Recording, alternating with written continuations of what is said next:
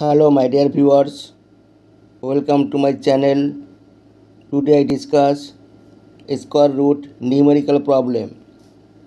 In a school, a PT teacher wants to arrange 2000 students in the form of row and columns for PT display.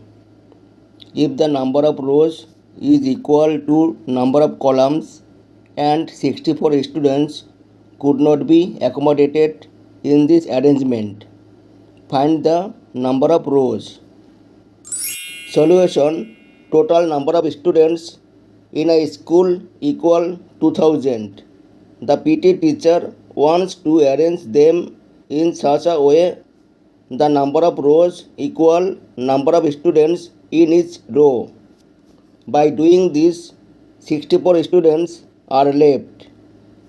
Required number of students equal 2000 minus 64 equal 1936, and number of rows equal square root of 1936 equal square root of 2 into 2 into 2 into 2 into 11 into 11 equal pair of 2 right single 2, then pair of 2 into right single 2, then pair of 11 into right single 11 equal 44. 44, that means 2 into 2 into 11.